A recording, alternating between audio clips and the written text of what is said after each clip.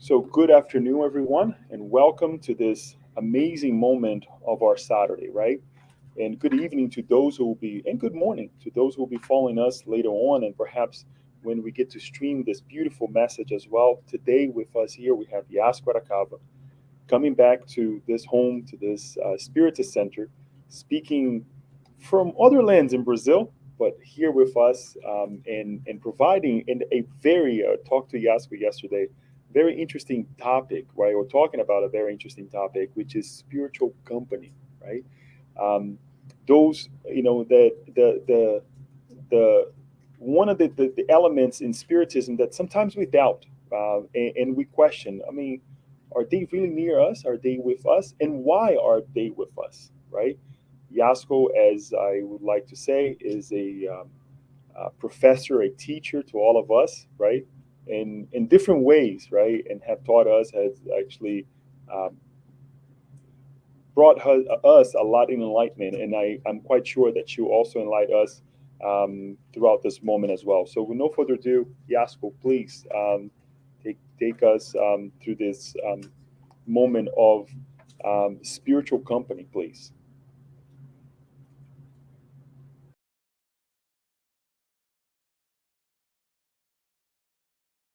to it's far, but I know you're there listening to me and look at me, and we can interact later more closely with the questions.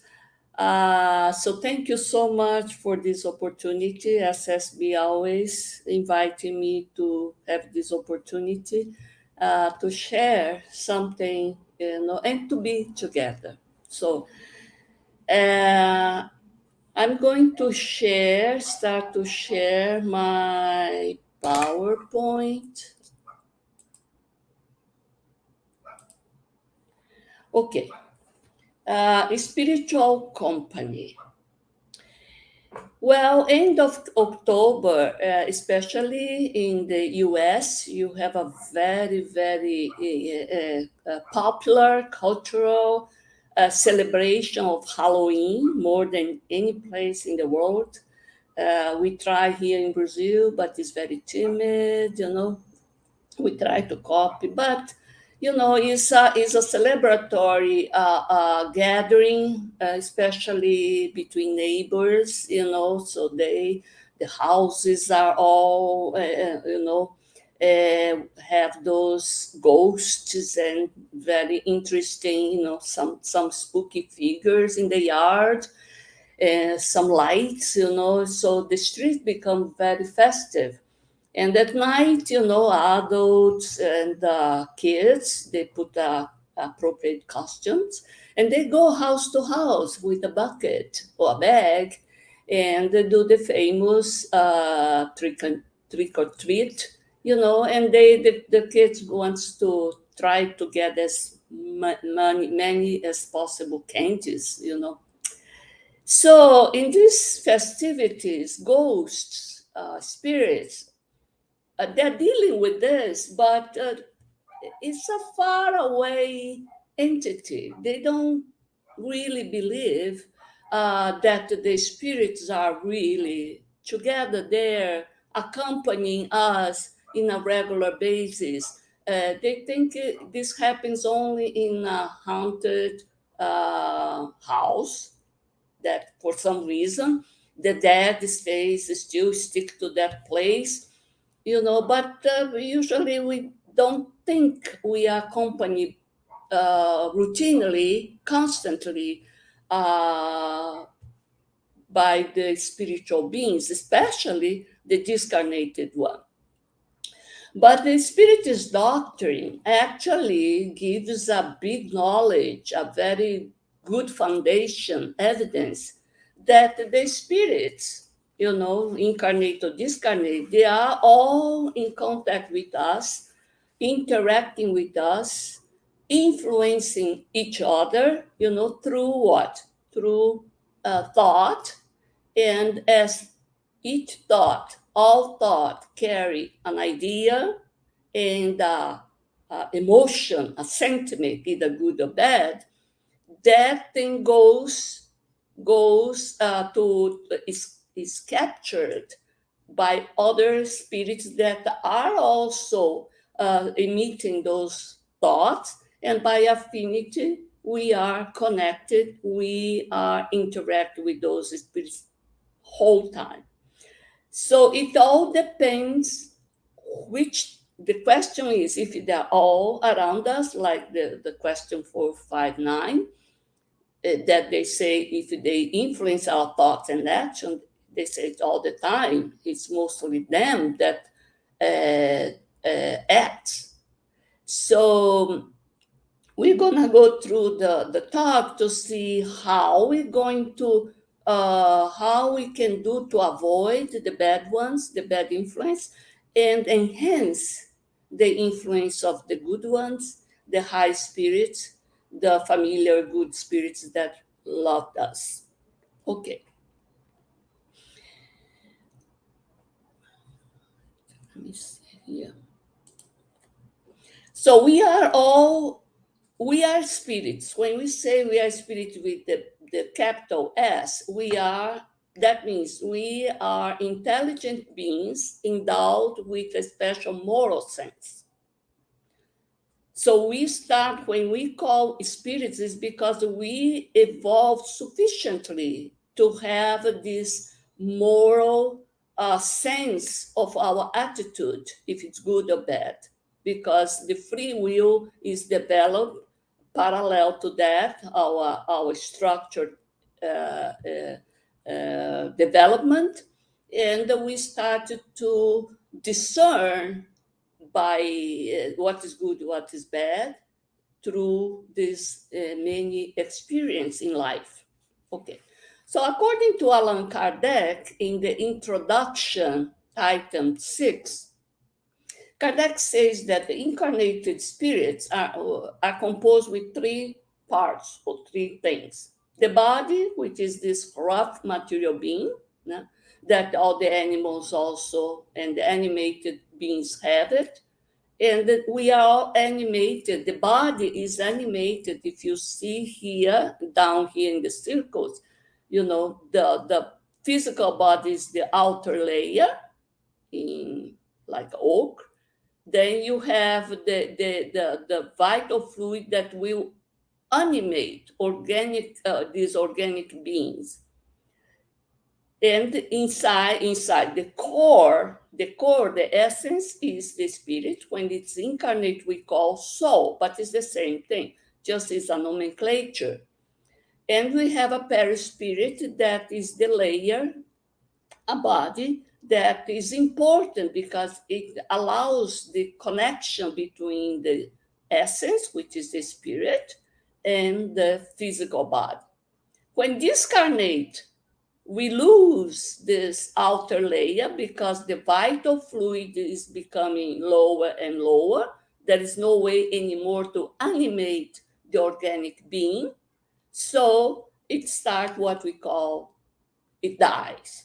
So the discarnate spirits to the right, this figure, is made by the spirit and surrounded by this perispirit.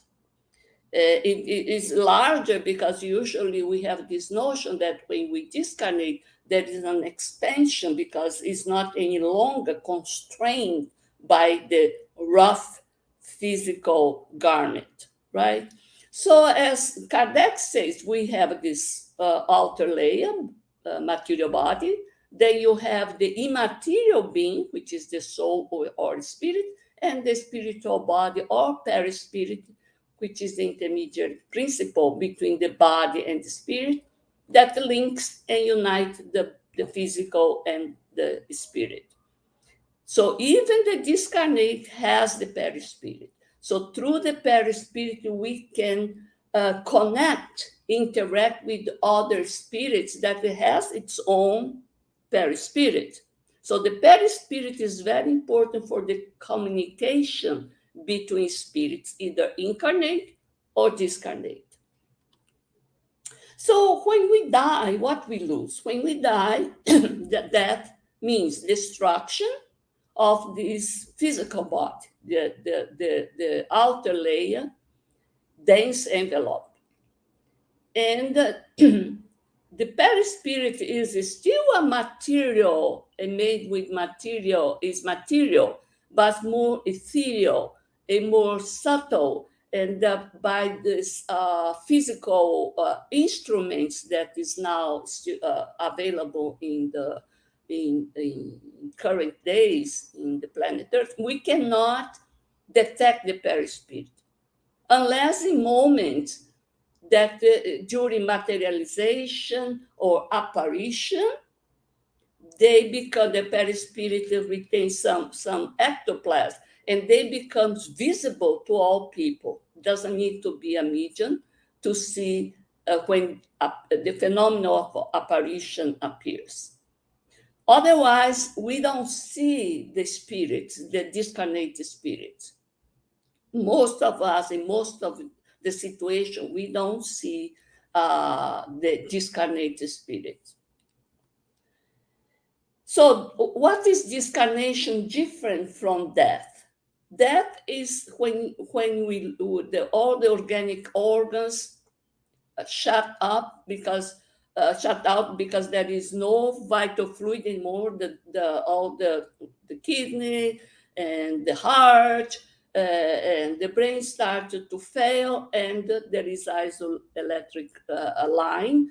And by the standard of medicine, they say, well, the person died at such and such hour.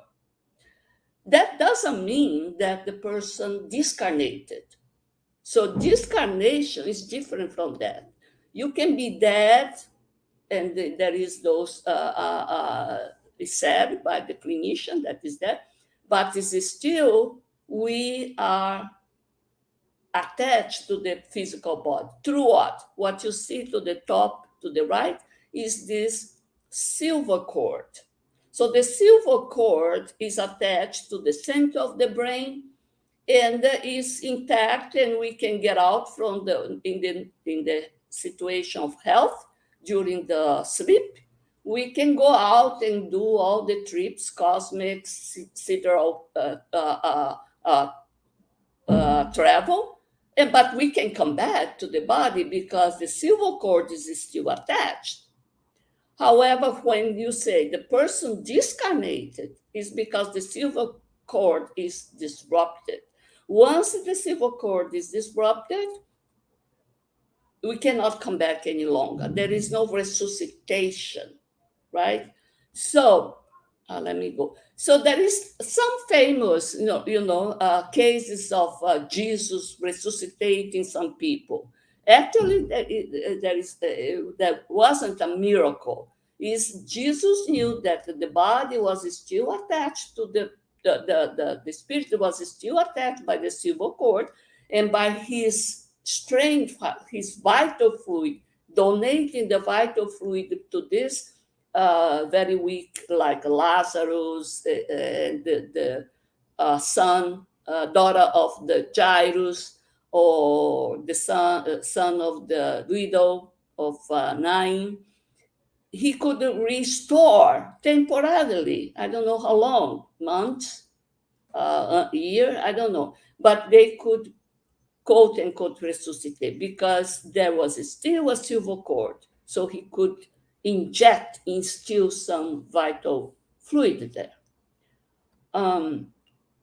So we see that as I described, the spiritual communication, the influence between the spirits can happen between incarnate spirits, between discarnate spirits, or between incarnate and discarnate.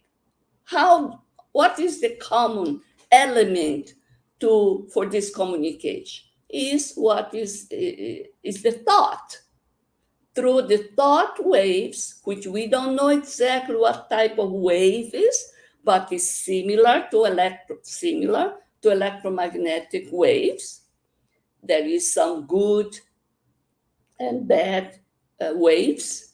We can communicate with others, and by affinity, we have a syntony, a synchronization, because of the affinity, similar thought, similar quality of thought, which means similar ideas, similar emotions carrying out these ideas. So we get in resonance.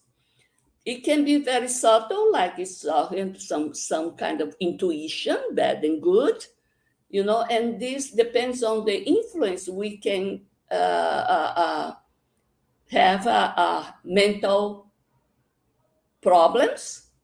So we need to restore this mental health by means of physical treatment, spiritual and emotional treatment. So there is three areas, and of course depends on how strong and insistent is this communication, this interaction.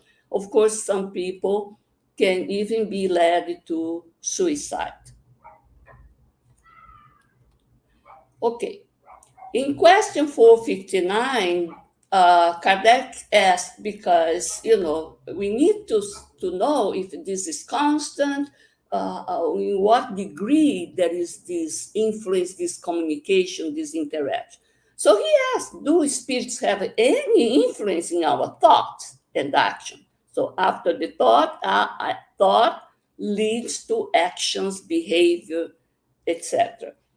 They say, yes, their influence on you in this regard is greater than you suppose, for very frequently it is they who guide you. Oh, are we a puppet? How come? They are subtle. The good spirits are subtle, but those that want to obsess, they are insistent. But still has to be a tuning, synchronization with similar type of thoughts and emotions. So in the Spirit's book, in the session that's called The Concealed Influence of Spiritism on Our Thought and Actions, we find, contrary to patent or ostensible communication, which is in the mediumistic meeting, the mediums can sense and lend the vocal apparatus or the writing, properties apparatus. But contrary to that one, there is what is called concealed communications of spirit. Those are more important in our everyday business, to most of the people that are not ostensible medium. So concealed communications of spirit occur through the good or bad influence they exert on us without we even suspecting it. Can you believe this? We think it's us. If it's a good action, I did a good job. If it's bad, we blame something else, but sometimes we don't suspect that we have been influenced by bad spirits, because we opening the mental door for that. It depends on our own judgment to distinguish between their good and bad inspiration. It's up to us. It's a very tough job, to distinguish. Is this good or bad? It needs good faith and exert discernment. Good spirits encourage us to follow the path of good. Very clear. Good ones only want us to make good. They support us in the trials of life and help us bear them with courage and resignation. So especially in times of difficulties, our prayers are heard because they are always with us, encouraging us, not to remove the trial, right? But to give encouragement, give resignation, give resilience. But bad spirits, on the other hand, encourage us to take the path of wrongdoing. It is a pleasure for them when they see us succumb and fall to their level. So they are happy. Why they're happy with our failure? Well, it can be that they are our former victims. They don't like us.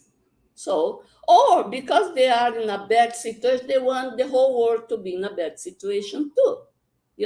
We are like this, Oh, I am suffer, I want you to suffer.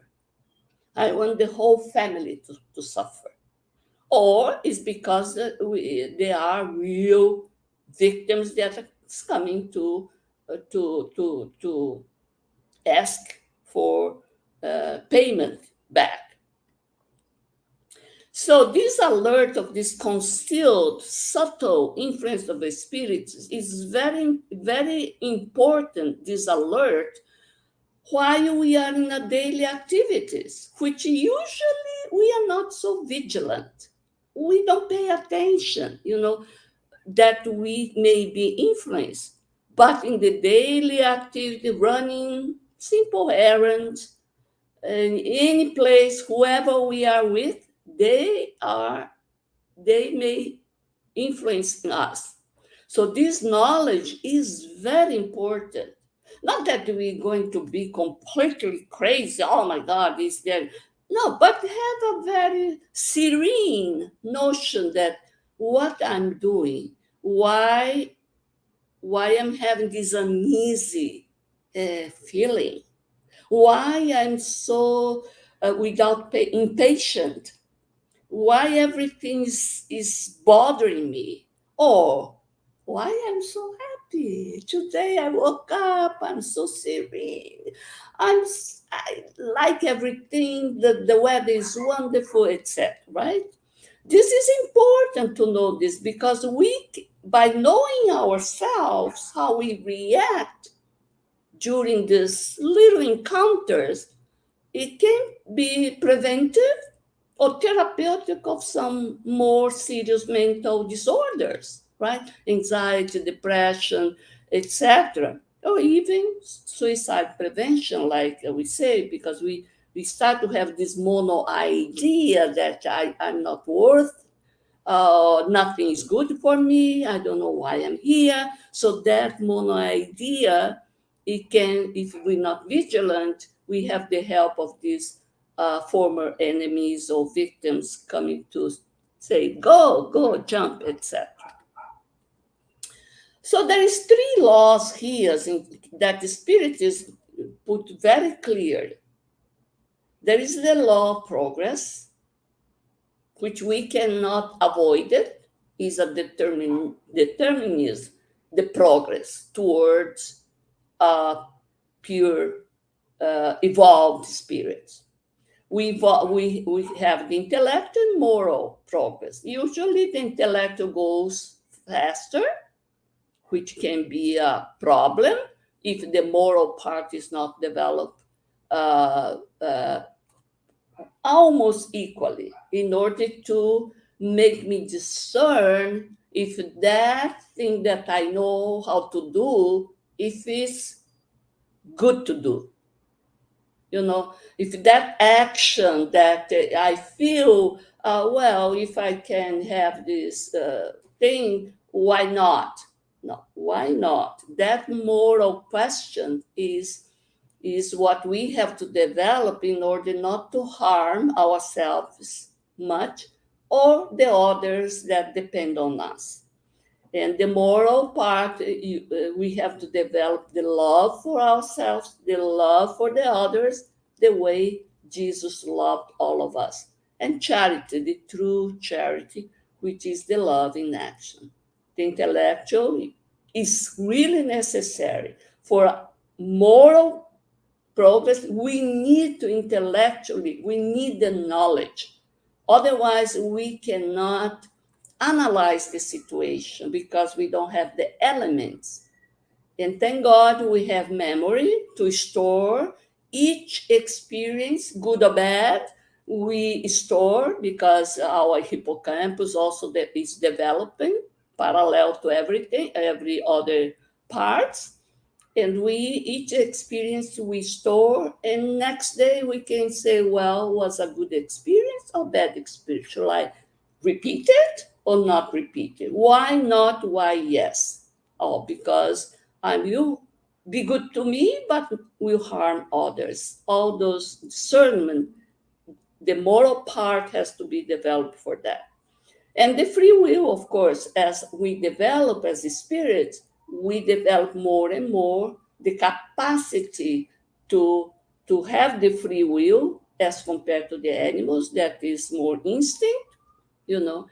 And but the free will has the big law here, which is the law that will check and balance. See, well, what you want to do, what is the effect? So the law of cause effect is a way to put a break for us to think about. So see if it's good or bad, that freedom of will, because there is this law of cause effect. Okay, so in question 464, Kardec asks, how can we tell if a suggested thought comes from a good or a bad spirit? We need discernment, as we said. Study the matter. Good spirits give you only good advice. It is your responsibility to make the distinction. That's why I said we have to develop all the two wings in order to apply correctly the free will and don't, not to suffer the effect of a bad decision. Why does God permit spirits to incite us to wrongdoing? Don't we ask always like this? Well, God should protect me. If He knows, God knows this is bad, why He's allowing these spirits to poke and push me to do the wrongdoing? He says, imperfect spirits are meant as instrument for testing the faith and constancy of individuals in the practice of the good. Well, as I said, if I am among the in the monks in the Nepal, nothing challenging happens, so I may be a good person. But put me in the middle of traffic in Sao Paulo, or put me in a bad neighborhood, which you always challenged by bad people. See if we can, stand with our moral standard. So it means the imperfect spirits are around us as an instrument. Not that God put them in order for us to fail. No, they are there as in the planet of trial and expiation. We are all here. We are all surrounded, and we encounter this to see, and we practice if it's good or bad, if how we're gonna deal in this situation, if we will be compassionate or if we're gonna throw the stone. As a spirit, you must progress in the knowledge of the infinite. That is why you experience the trials to arrive at the good. So the trials are necessary for me to reach the infinite good in God. Our mission is to place you upon the upright path. So by having this poke here, poke there, I find the correct path towards goodness. But without this pain, I don't have any way to know I'm deviating. I'm derailing, off the track. So we need some kind of quote unquote uncomfort or some even pain in order for me to know, oops, that action was not good, right? Then serve as lesson to me, for me, and for other people that comes after me. So Kardec says, when bad influences act on you, however, it is you yourself who call to them out of your desire for wrongdoing. So the initiation is on me.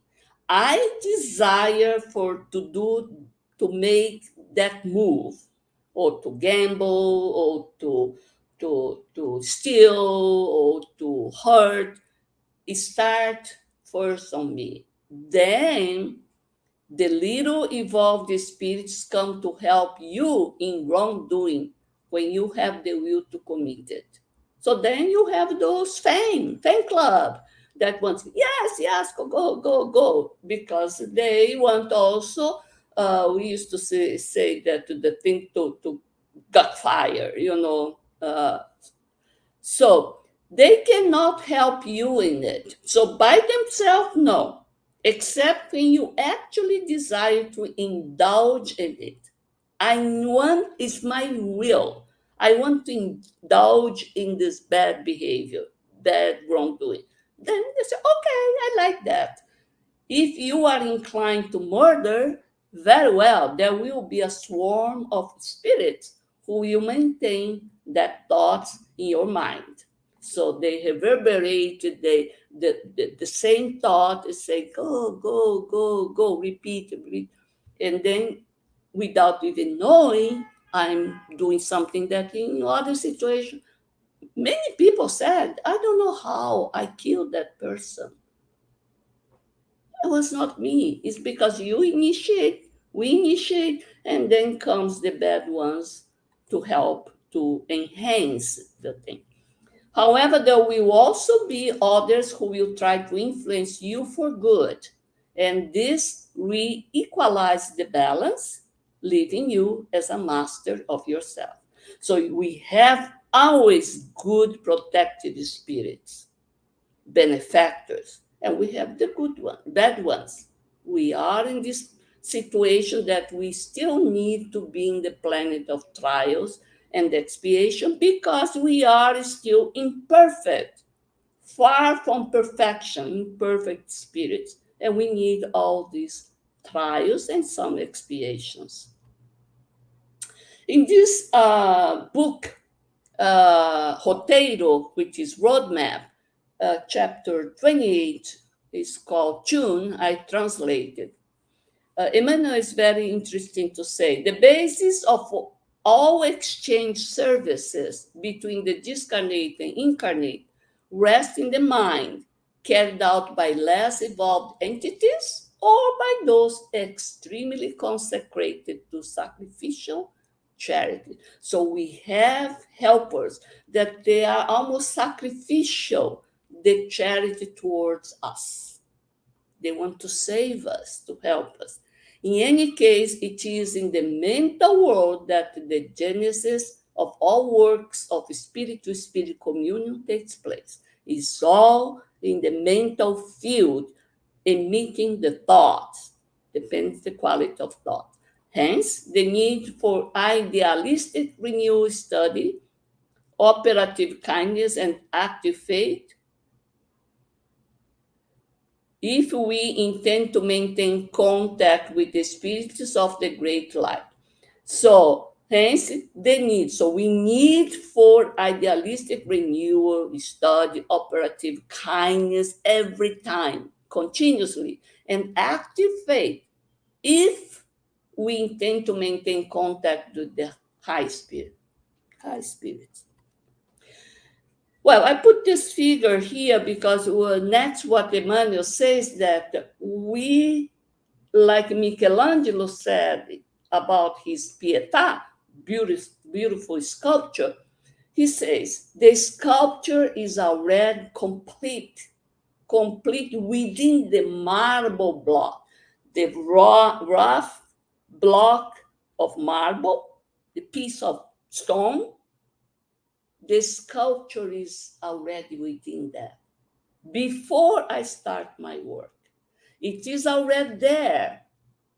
I just have to chisel away the superfluous material and let the beauty of this sculpture come out. So the same thing happens, what Emmanuel said. Let's symbolize our mind as a stone, to be chiseled. Just like the mind of the animal, it can remain for many centuries in idleness. So, as the block, the stone can stay there for millennium in idleness or in the shadow under the crust of harmful habits or degrading impulses. So he's comparing with the stone. But if we expose it to the sun of experience, accepting the friction, which is the lessons, the lacerations, and difficulties of the path by blessed strokes of the chisel of life. Chisel of life is striving to perfect our knowledge and improve our heart as much as the chiseled stone reflects the light. The same way, all this experience is like removing the superfluous material, rough material. If we allow ourselves to this experience with good faith, we certainly qualify ourselves to receive the influence of the great geniuses of wisdom or love, and love, glorious exponents of victorious immortality. Now is important, converting us into valuable instruments of heaven's assistance work. So we then can work as assistant of heaven's work in favor of the uplifting of our less favored brothers and for the elevation of ourselves to the highest region. So we need to purify our heart by working on it if we want to collaborate as a co-creator in this heaven's assistance work in favor of the ones that are suffering. And by doing so, we also are uplifting us morally. That's what the manual says. To achieve such a goal, I want to be an assistant, a co-creator for the goodness. To achieve such a high goal, it is essential to draw a roadmap for our mental organization, in needs organization, in infinite good, and follow it without retreat. We cannot give up. We have to follow. My goal is to do the infinite, go towards the infinite good, charity, love, etc. We need to understand, we repeat, that our thoughts are visible and tangible forces, image, things, and creations of the spiritual, in the spiritual field. We attract companions and resources according to the nature of our ideas, aspirations, invocations, and appeals. Look how strong. We do that. Oh, I wish I could win that. I wish I could, but those wishes are against us. So Mahatma Gandhi says, keep your thought positive because your thought become your words, behavior, habits, values, and destiny. Oh, I can waste the whole incarnation. Depends on the route, the roadmap that I organize for my present incarnation. Living energy, thoughts move subtle force around us, building landscape of forms and creating magnetic centers or waves with which we emit our actions or receive the actions of others. So it's an exchange wavelength that becomes also actions. Our success or failures depends on the persistence or faith with which we mentally dedicate ourselves to the objective we set out to achieve. So we have to put in our mind, what is my goal in this incarnation? And never retreat, like Emmanuel says. Go stirred there. A similar law of reciprocity prevails in all events in life. We will communicate with the entities and nuclei of thoughts with which we are in tune. It's the all events in life. In mediumship, these laws are expressed actively. Sick and disturbed minds assimilate the disordered currents of imbalance, while goodwill and good intentions accumulate the values of good. So look at that. This is a mediumship meeting where a very disturbed spirit comes. This is there is the medium, the doctrinator.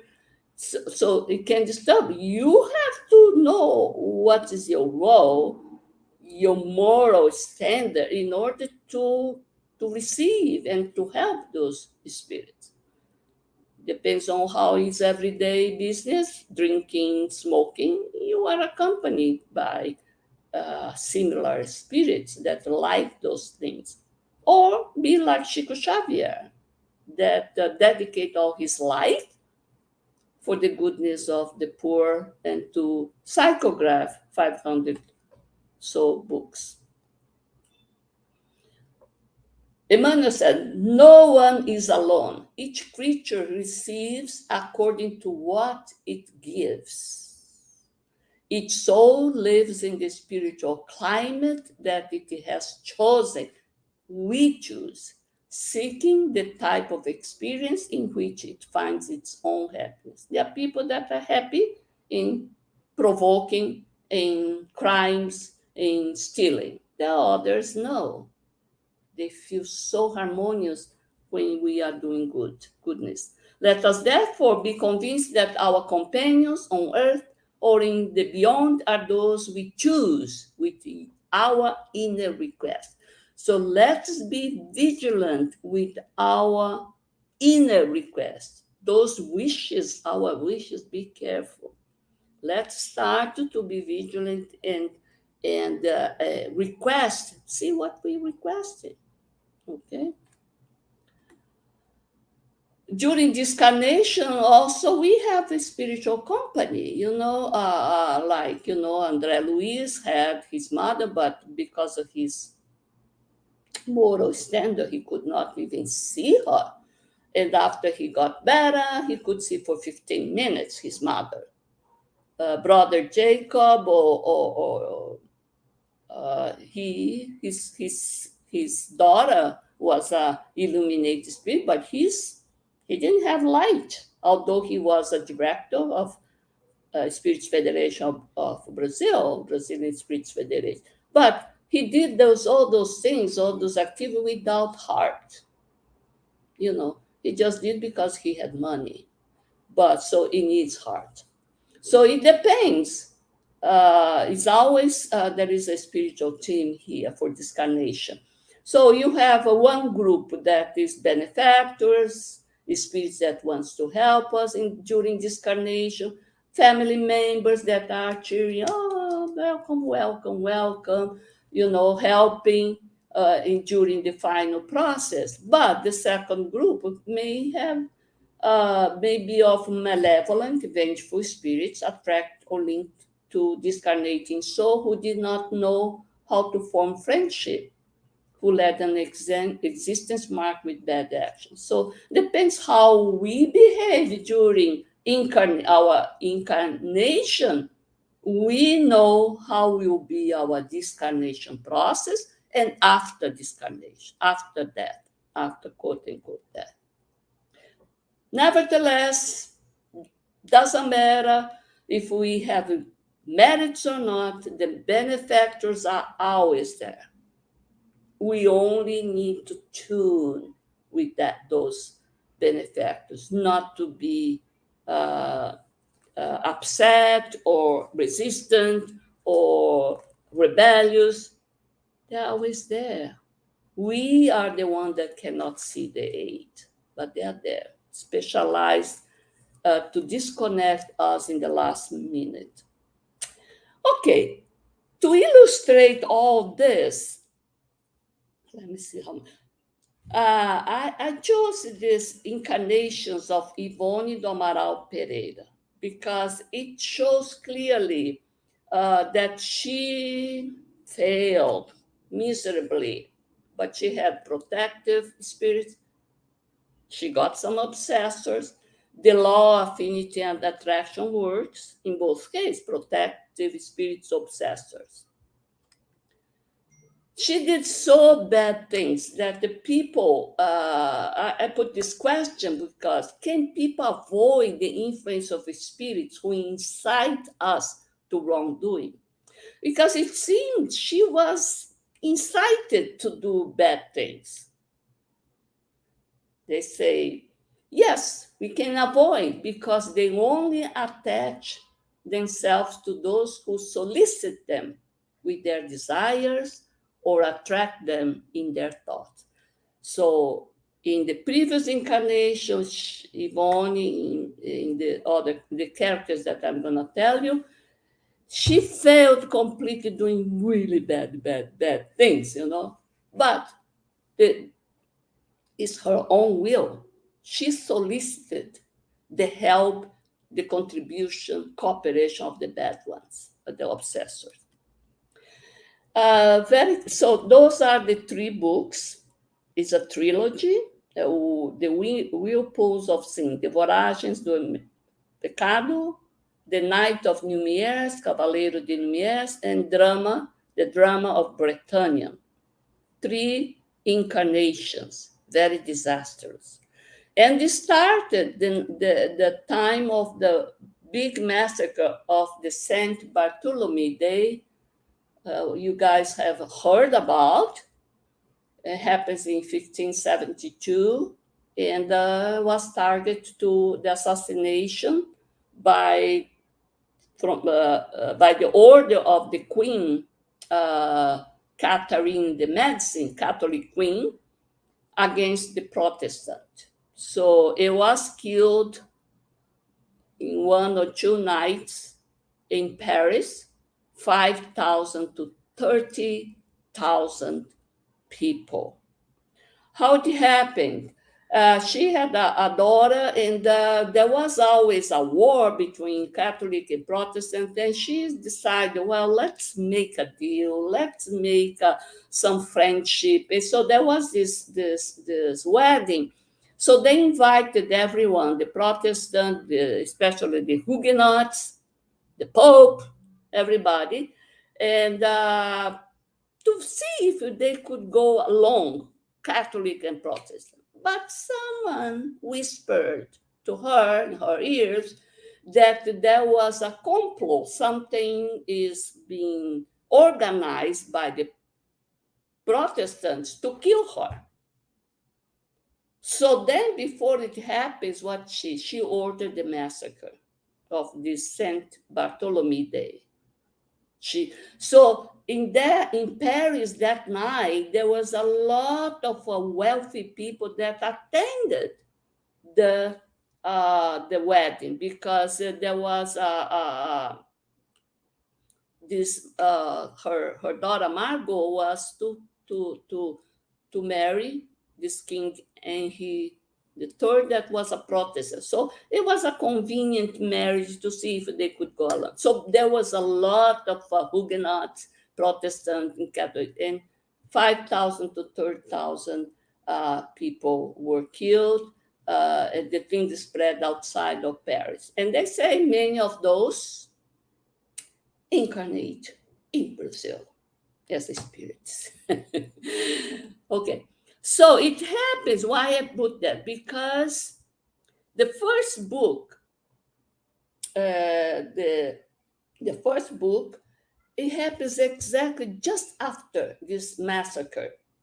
So our Ruth Caroline de la Chapelle is Yvonne, very beautiful, healthy, born in loving Protestant family, La Chapelle family. They were not extremists. They were philanthropy, but in those situations, the whisper goes, and they said, "Go away from the land." They didn't want to go, and they killed Louis Narbonne.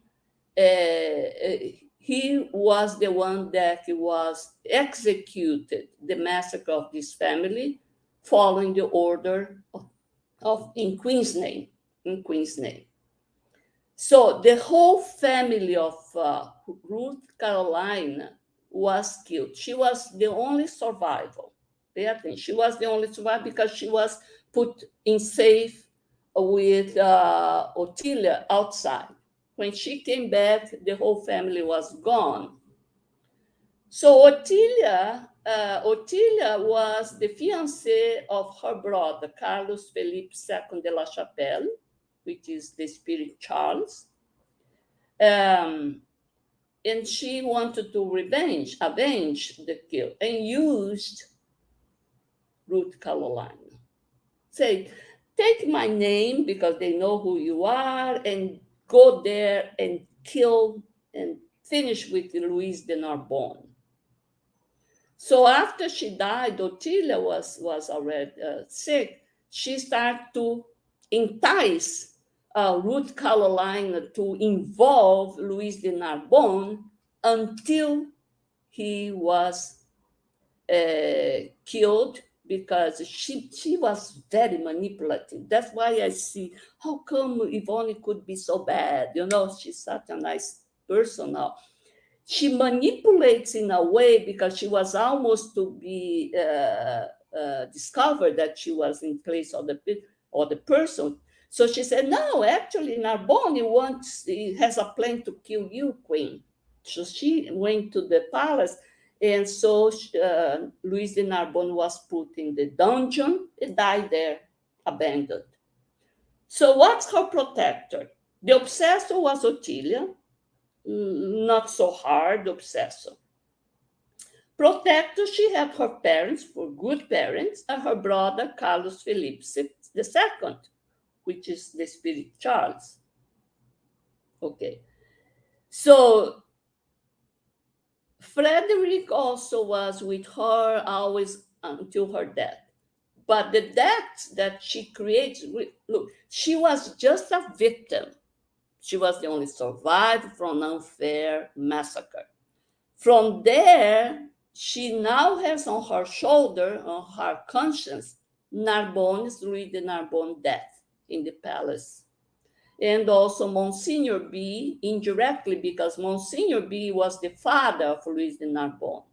And he got upset that she didn't quit her plan to betray Louise. So somehow she had this the death, of this Narbonne Monsignor, and the protectors death, some protectors. In the second book, she comes very beautiful again, Berthe de Somerville, but not anymore a legitimate daughter of a loving family. No, now she is illegitimate. But she was still raised in a good family that loved her, either by Lumiere's family or Claire. But look what happened. Louise de Narbonne now is Henry de Lumiere. She leads, because she plays between Henry and Louise down here, and she leads Henry to suicide, jumping off the cliff. So she has one death again. And Louise de Narbonne, also she manipulates, and he has to duel. In a dueling with Ferdinand, because she wants to stay with Ferdinand too. So in the duel, Louis is killed. So she has two deaths. Ferdinand, she poisoned him. Death, poison, so 3. Then she has Franz also, that was the third one that loved her. She manipulates with this love. She manipulates, and Franz also, when died, he start in a dueling. He start obsessed. And Arnold, who is Arnold? Is Monsignor B, which is the father of Henry, and he started now to be the obsessor of Beth, because she led his son to the death, to suicide. Protectors, 2 fathers, Carlos Felipe, the one before, Father Tom, Father Romulo. Those 2, Carlos Felipe, in the previous incarnation was the father and the brother. Now the death of Henry Louis Ferdinand and friends. 4. Look how is going downhill for her in terms of debt. And the last, of course, she has to come with something because it's so terrible, her behavior. It's still beautiful, which beauty is a problem because we can be manipulative, uh, but with mental problems. Now, with all these problems and with this guilt and something, she developed a mental problem. So her perispirit was damaged. Look at that. She's rejected. She's born legitimate in this family, but she's now rejected. She's not loved. So even the parental care and loving it start to go downhill because she did not do anything to lift up. And she has a terrible obsessor, which is Arnold, which in the previous one was the father of Henry. So Arnold didn't want even to come to this incarnation. He wants to stay as a spiritual obsessor. So in the process, Arthur, this doesn't matter much, but anyway, Arthur because he jumped off the cliff, Henry because he jumped off the cliff. As Arthur, he only lived 25 years. Alexis, they had problem, doesn't matter. But anyway, she still kept manipulate all these men, and to the point with her not following the advice of Victor, her brother,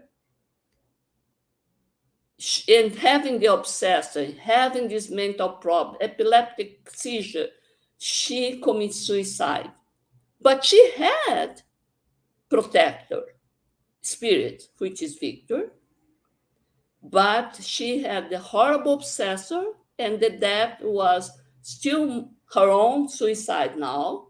The death is her own suicide.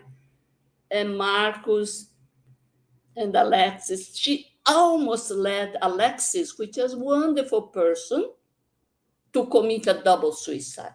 Almost. In the last minute, he said, no, I cannot go with you. That's how manipulative she was. So you see that throughout these 3 incarnations, the only thing was kept was her beauty. However, all the supporting, family, she started to degrade, and lose all the help because she didn't want to make up with the good spirits. So the protector spirits we all have protector spirits. We always want to talk about obsessor, but we have protective spirits. We always have. So are they who link themselves to particular individuals to protect them? Yes, a spirit's friend, what you call good spirits or guardian spirits. We always have. What is the guardian angel? A protector spirit of higher order. No? What is the mission of this protector spirits? Their mission is that of parents. It's like a parent towards their children, to guide their wards along the path of the good, to help them with their counsels, to console them in their affliction, and to sustain their courage in the trials of earthly life. We will have trials and some expiation. There is no way to avoid this, but we have to be to trust that we have protective spirits. The only thing we have to tune with them. So we always have here, Emmanuel is here with Chico, Divaldo have also Saint Francis of Assisi. All the pets, animals are protected by him, by this saint, this man, the baby. That's all. Since incarnation, previous to incarnation, we all have our protective guardian angels. How to neutralize and avoid bad spiritual company? How? We want to get out from the bad and attract the good spirits. Follow the golden rule of Jesus. Love one another as I have loved you. We have to love one another, not to be selfish. And follow the Sermon of the Mountains, the Beatitudes, starting with being humble, poor in spirit, being meek, be thirsty of justice, be pacific, pacemaker. Follow the Sermon of the Mountain. By what means can we neutralize the influence of bad spirits? By doing good and placing all your trust in God, you repel their influence and you destroy the power they desire to have over you. Guard yourselves against listening to the suggestion of spirits who incite wrongful thoughts in your mind. Those who incite discord and arouse in your all the basic passions. So we know, but it seems we can't stop when it starts the gossip, when it starts the bad argument. Look, let's get out from that turmoil. But no, we want to put my last word, it has to be mine, something like that. Above all, distrust spirits who flatter your pride, for they are attacking you at your weakest point. Oh, oh, you are very good speaker. You know so much. All those things, inflate our pride. It is the start, is the beginning of our fall, right? Is there a way to put an end to it? And if so, what means? Prayer, do good. That way they will end up comprehending their error. So you can even evangelize the obsessor, the evil ones, not only us, but evangelize, counsel the ones that wants to harm. They are lost too. We see in the mediumistic meeting that.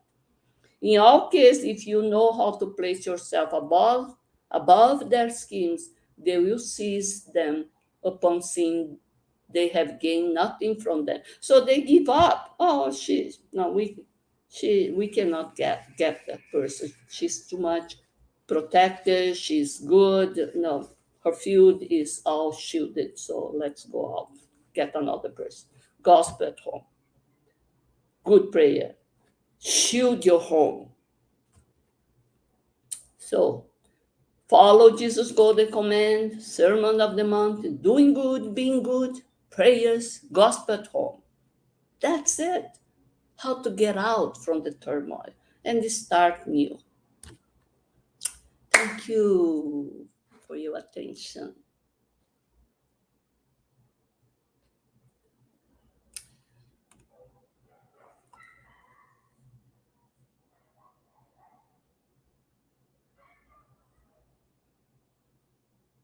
Leo?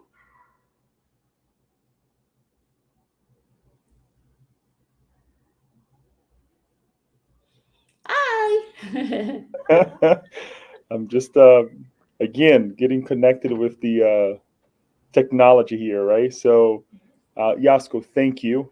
This has been an amazing topic, as I said earlier today, for us to be reminded of, right, and study again, and all the elements that you brought, not only from the Spirit's book, but all the other great elements as well of that you brought as well, with the examples, right? It's always something that we can go back and study.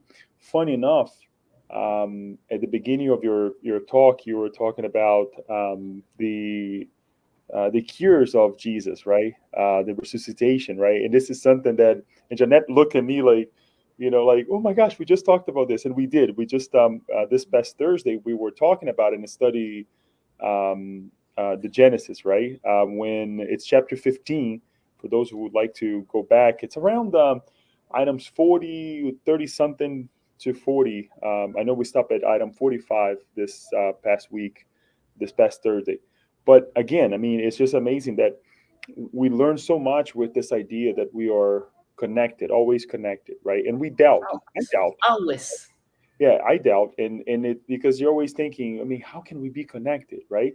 There's the bad side of that. There's a good side of that as well, right? And Good this is this, spirits. Yeah. right. So I don't find I'm going to be actually resorting to. Let me actually see here the comments that we have. We don't have any questions from the web or anything like that. I do have a question. I would like to invite everyone to ask a question. Yeah, turn on the light. Thank you. Um, the what's worse? I mean, or I don't like to say worse, but as you were speaking, I was thinking about two elements here, right? One element was our current life, right, and our past life. Do we have more followers from the past, or more followers in the now, or are they all the same? Well, in the Spirit's book, they say that part that say, what are the things that we did good, bad from is all the past life or did no.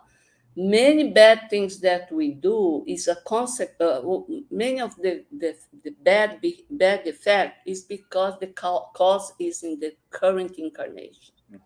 We chose wrongly. We start choosing without good care, good discernment, and that we create a karma, a consequence for that, because the law of cause and effect is stick to the free will, to my decision. If I made a bad decision, there's a bad cause, so bad effect, you know.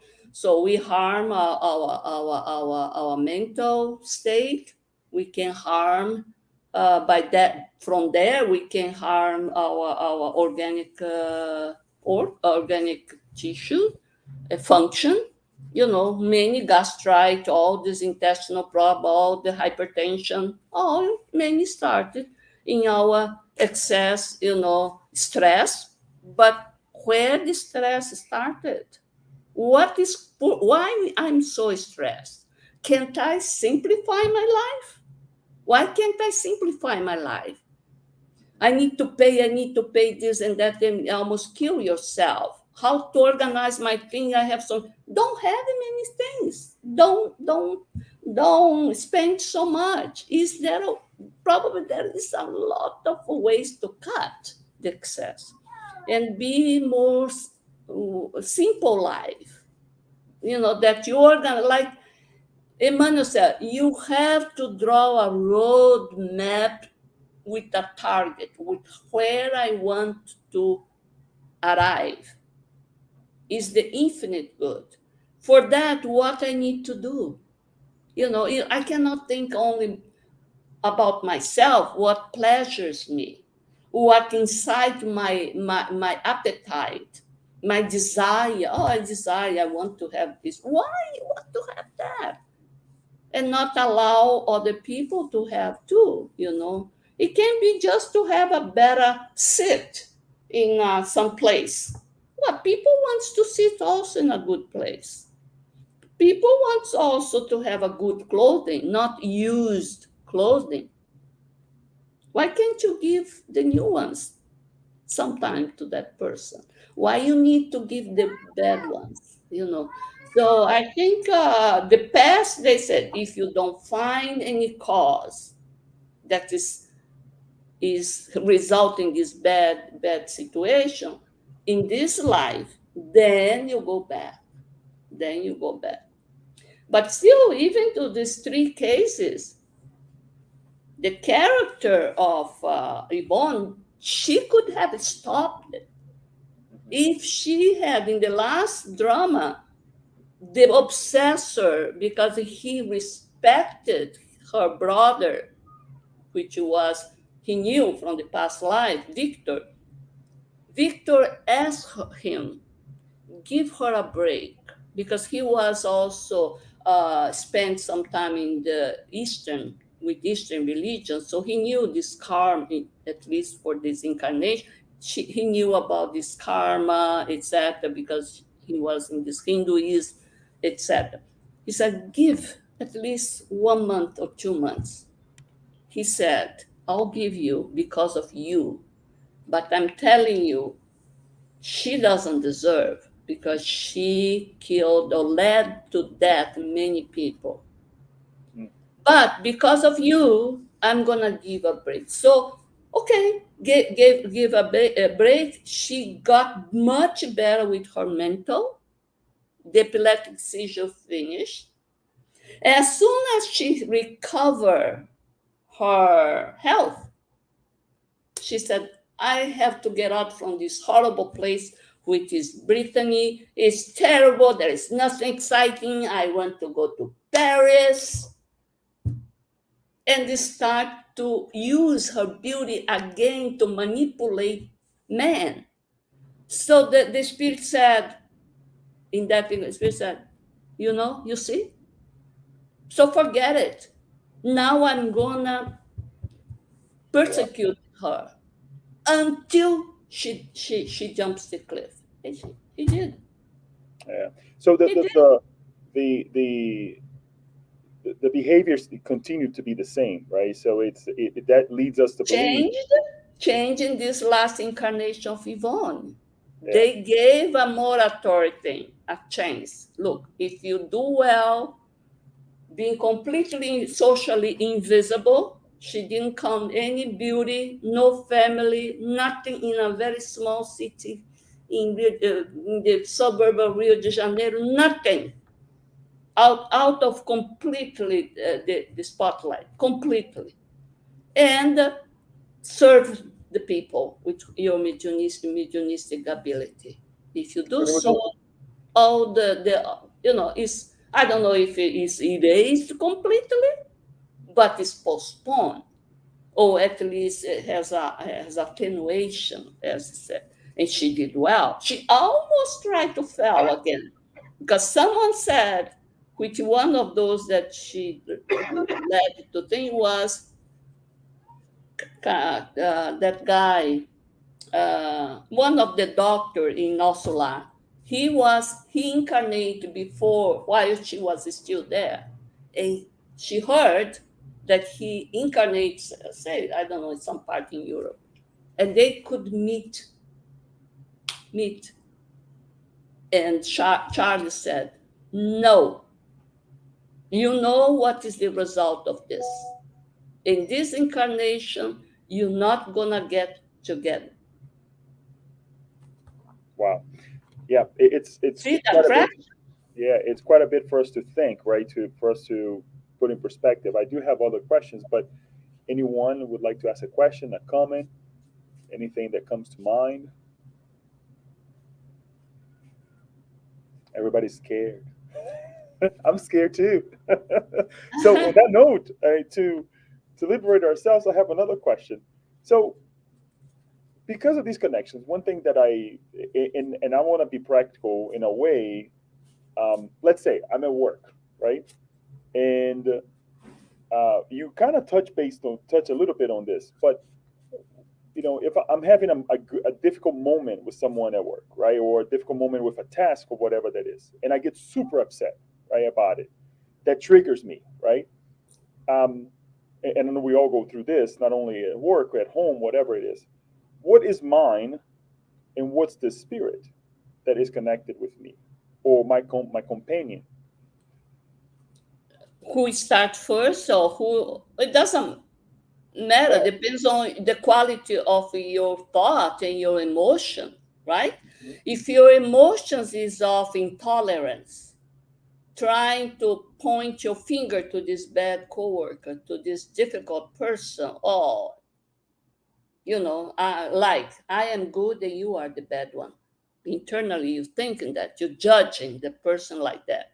I don't deserve, you are the wrong. So you don't have any mercy, any tolerance. You not having any desire to say, is there something that I could help this person? Is this person actually faking this too much power because he's having problems at home?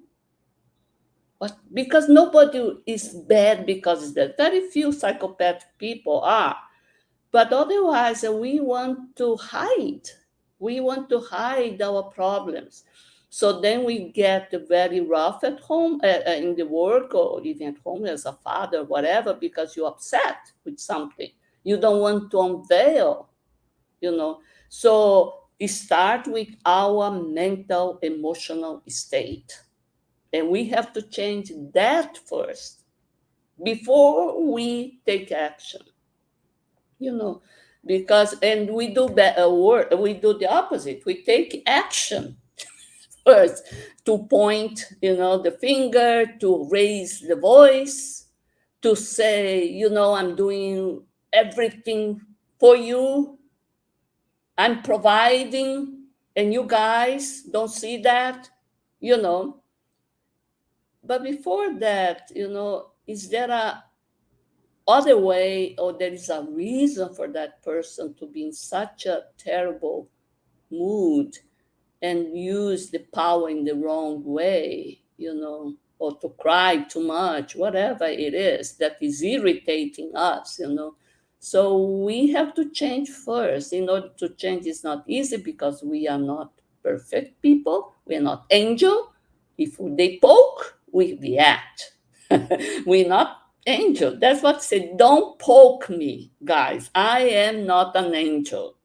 I am very imperfect, But we are here for that, to be poked, in order to see if I can be merciful, I can be tolerant, and try to embrace the person with some kindness, willingness to know what's going on, even within the family, So, yeah, Right.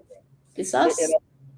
and I'm glad that you mentioned, that you the idea of responsibility, right? It's our responsibility before we even put the responsibility back on the obsessor or on our companion, right? Because we have companions that are certainly obsessors, but we also have companions that are just with us because they get excited as well with our excitement, right? Whether that is good or bad. Oh, it's So, contagious. It's yeah, contagious. Yeah. and that's a good ways to say. So it's that responsibility that we always like to bring, and that and I'm glad that you brought that to the picture as well. If there is a responsibility on the connection, there is also responsibility on the disconnection, right? That needs to happen, but that doesn't happen overnight, and that sometimes is what can be scary when we touch on this topic. Sometimes the easiest way for us is to avoid, but I think it's not the final method. We have to not to dealing with the problem, but in a good way. Avoid is not indifference is not a good method. It may be for that moment, the heat is so high that you have to calm down, so you avoid, excuse me, and you go. But we have to learn how to deal in a correct way, not to react, but to act upon. But that in the heat of our emotion is not possible. So we have to cool down first. Give me a moment, something like that, and fresh air or something.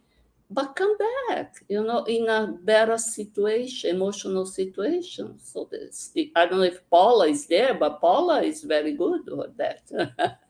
She is here. She's like, oh my God. So thank you, Yasko, once more. Anyone else who would like to ask a question, make a comment, anything? Okay, everyone we have a full house today, but everyone is quiet, and like I said, it's okay. It's certainly a topic that it's not easy to deal with it, right? It's not easy to acknowledge because, and I think it has to do with this idea of responsibility. It's always easy to point fingers, right? But it's definitely something that we take it to heart, and we give And thanks. not be so harsh on us, because we will fail. There's no, it's inevitable that we will fail. Right. But going on and on, we may find a better way not to fail so badly. So there was a case that I came in contact this week, actually about 2 weeks ago, that I was hearing this lady telling the story with Chico, that he actually was praying, and then the one of his obsessors of the past, obviously, appeared to him, and we're talking about Chico, right? Chico Xavier, and uh, as he appears, the spirit says, um, "Why are you calling me?" And Emmanuel then shows right next to the spirit, which obviously the obsessor could not see Emmanuel, and Chico said to Emmanuel, "I didn't call him." And then Emmanuel said back to Chico, "Well, tell him you called him." And Chico's like, "What are you talking about?" So Chico then turned and say, "Yes, I called you." Now referring to the spirit, "Yes, I called you.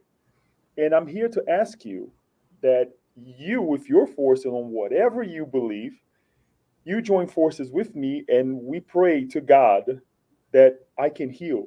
I can be healed," because I think he was actually going through angina at that moment, right? Uh-huh. "That I can be healed." And then the spirit looked at him and said, "Look, Ooh. some people already warned me about you, but I did not know it was going to be this difficult." And the spirit just disappeared forever. Yeah, yeah, he Because invites the obsessor. Emmanuel, obviously, with his help, said, "Humble yourself. Tell him that you called him," right? Because if he's appearing to you, it's not that he's special or you're special, right? Or you're a victim, right?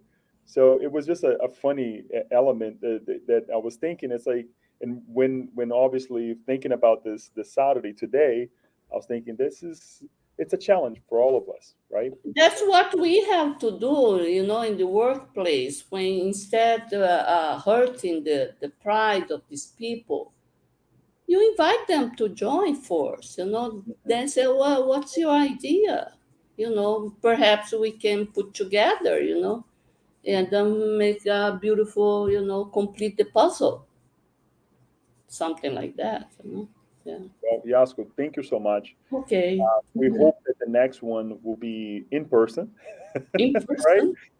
person As quick next as year. possible. As quick as possible. Oh, don't say that. We should with this year already. No, I know it's kind of hard. Even though this is the end of October, so we only have a couple more months for the No, it's end of years yeah, already. yeah. So this is and we had an amazing month of October as well here in Maryland. We had, an event here in Maryland right before we had an event in Oregon as well. So there's a lot of spirituality going around, spiritism going around as well. So that is definitely a good moment for all of us.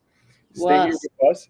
I will ask Kirsten to help us with the final prayer, and you stick around so we can actually have some of us say hi as well. And I thank you for this moment, and really thank you for this spiritual company teaching and reminder as well. Thank you.